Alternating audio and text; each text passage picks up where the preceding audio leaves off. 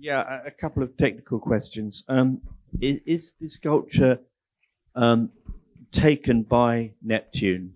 It's hanging from Neptune?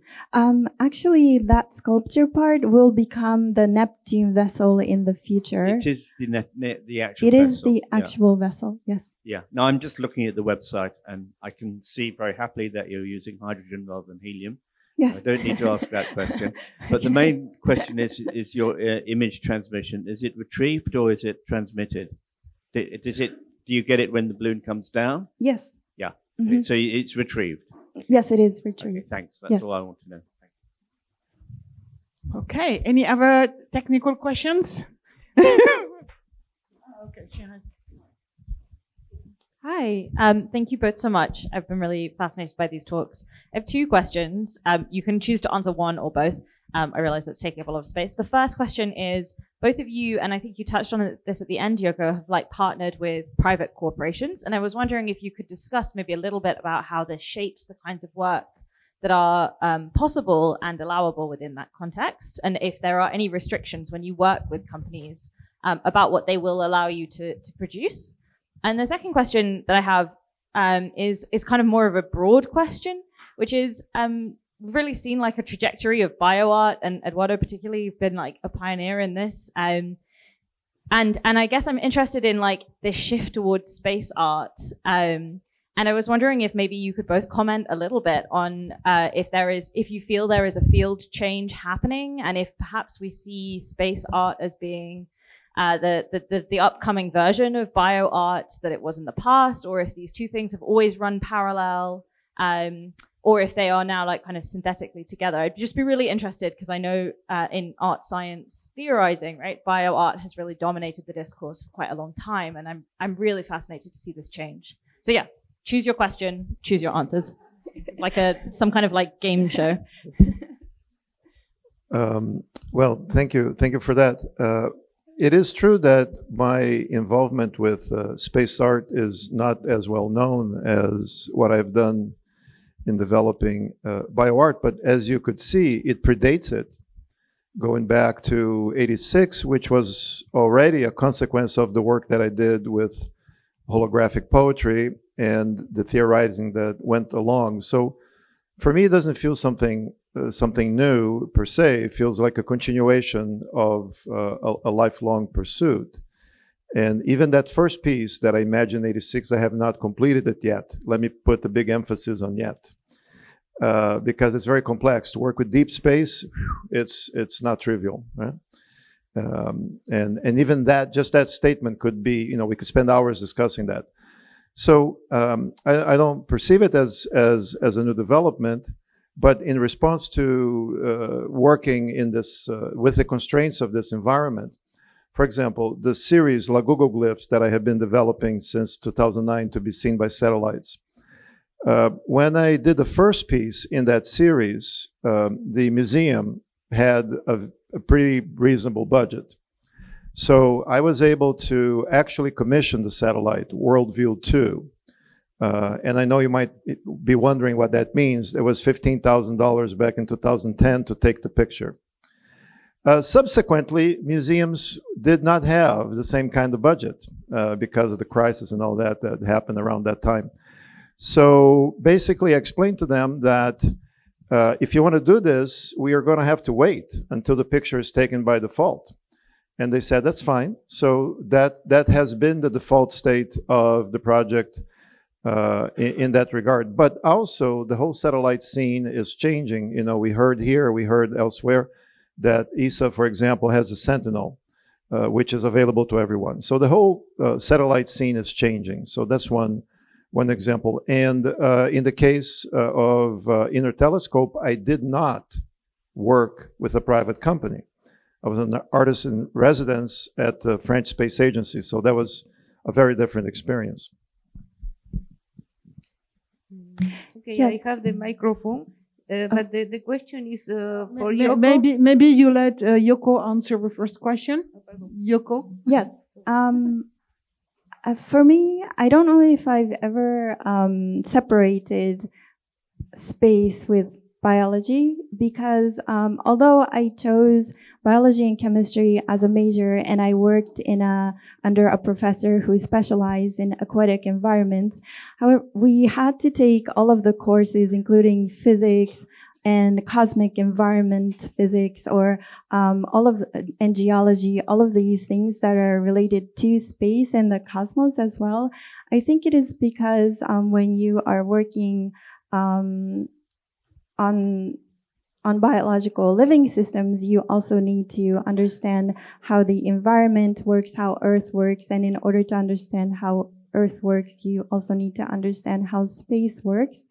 So I've always been interested in space in that context, but also at the same time, when currently there are some projects within the Future Lab in the biology field where we are thinking of new prototypes that are meant for biological projects. But I think when something can be created in a closed system, very ecological, I think it could also work in space because you cannot waste anything. Everything has to be in a closed loop. And I think to test that is interesting to try in space.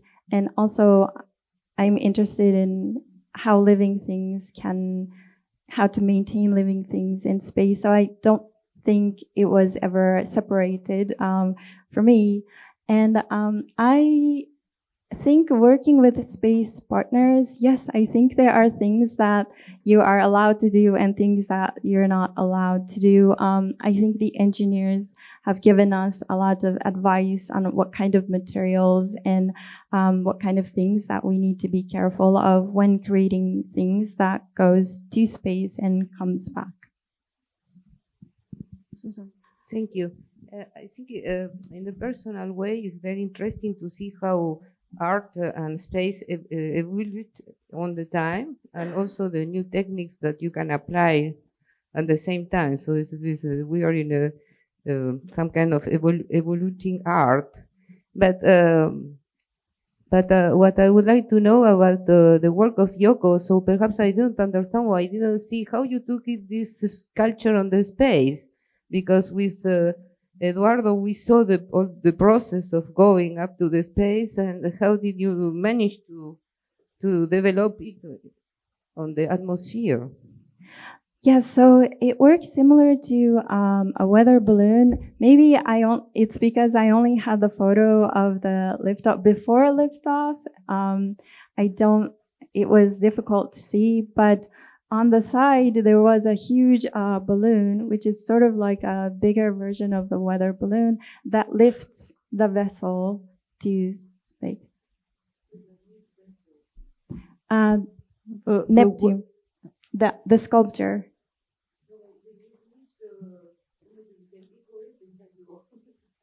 En français, peut-être. Il y a un ballon météo auquel est accrochée la sculpture.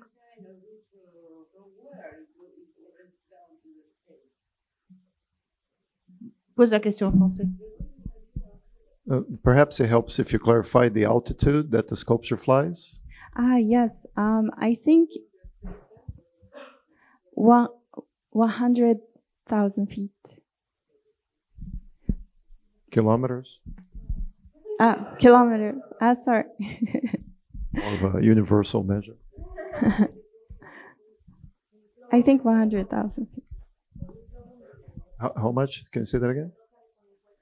100,000 feet. 100,000. Yeah.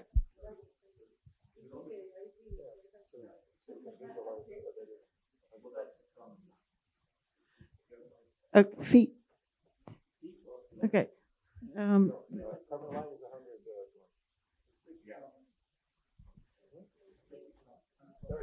100, so 30 kilometers. So that's 70 kilometers below the Kármán line. Yeah. Okay. Okay. Marie-Pierre? Yes.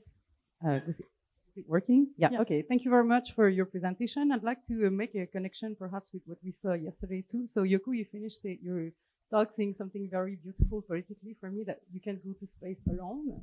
And I'm curious, Eduardo, because in your work, I'm curious to see the meaning that you associate with the kind of self-reference or individualistic reference that you make with the me, your signature and stuff. How do you relate to this need? Because Fabi presented yesterday the need for collective action, for satellite movements and stuff. And I'm curious, is this a paradox that you try to create, or a joke, or is it some sort of humor? Or I'm curious to hear more about the meaning you associate with the me, your signature, and the I am here in relationship with the collective need for perhaps, I don't know. So I'm curious to see the meaning you associate, and perhaps also you could the kind of concrete stuff that you see that for the need of collective work for going to space. Thank you. Would you like to start? I think I think it's important to work as a collective, especially in this field, not just because it's difficult to go to space, but to also, I think when we talk about space, every person on Earth is involved, and I think it brings a lot of global perspectives, and I think that it is something that is also necessary when we talk about when we had the festival in Planet B, for example. I think it is one thing that maybe people can all not necessarily relate to, but can think about because they are part of this earth. And I think having this collective and being able to work with people from around the world, I think is very important. Also, when we talk about global issues, and yes, I don't know if that answered your questions. Well, as you may have gathered from my presentation, I have, in a sense, two hats, one in contemporary art and one in experimental poetry. And in literary theory, there is a figure of speech that is called deixis, which is what I have pursued in this work. So we could call this my deixis trilogy, meaning that deixis is a figure of speech that whatever the speaker says, the presence of the speaker is required for the statement to make sense. For example, ad sum means here I am. You cannot say that if you're not there. It makes no sense, right? So moi points to yourself. You cannot do that if you're not living, right? Present. So these three works form what could be called my deixis trilogy. But just as in lyrical poetry, when the poet says I, is not necessarily that individual that is speaking, right? It's the notion of an individual that stands for the collective self.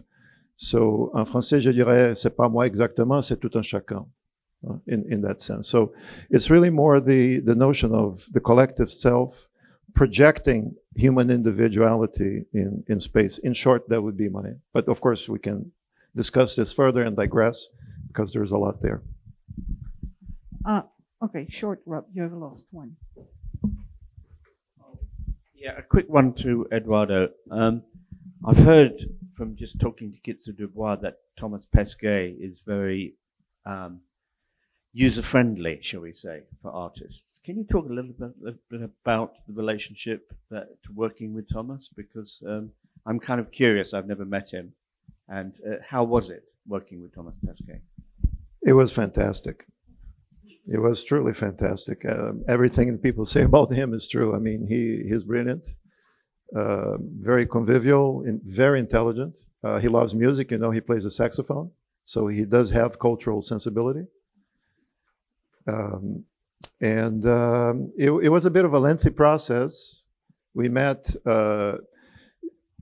before 2015. I was doing my work in the CNES, and Thomas was training.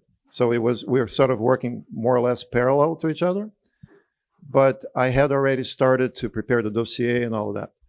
But the meeting was essential so that I could communicate and to see if he was interested, because you can't force the astronaut to do something that, unless of course they're doing scientific work or technical work, but this is different, right? So the meeting, we met at Bourget. It was an important meeting. Yeah, go ahead. I'm just trying to answer the question. Yeah. So we met at Bourget, and then he understood immediately that the work was conceived for zero gravity, and he said what got me interested is the fact that you understood the constraints of space, and you were not just transporting something for the fetish of it. You created something that is specific, can only work in that environment, and I was very happy that he understood that. And then the collaboration unfolded. We had the training session in Cologne. And then his flight was delayed. There was all of that. But the protocol was communicated. And the protocol involves the creation of the shape. But you saw there's a certain latitude. The hole could be a little bit smaller, could be a little bit bigger. The cut could be, the angle could vary a little bit. It's not like an instrument that is not cut precise this way will break, right? But within that envelope, he did an amazing job. We had the protocol of recording with 2 cameras and all that. He executed everything beautifully, and everything was great. He sent me an email from the ISS saying hello too. That was nice. Okay, I think you can go further into the break for this discussion to how you collaborate, how it went in details. Unfortunately, I have to cut this session here. I just want to launch a topic that we're not going to answer. I started asking the question, what is the culture in space? So it goes from writing, poetry, and language, which is something very human, to DNA, which is something very living, universal. And I just want to launch the issue of ethics. Do we want to bring all our biodiversity in space? And how do we proceed with that? And how do we proceed with the so-called planetary protection? But how do we go in space without all our biologies and microbes? And thank you to our speaker, to Eduardo and to Yoko.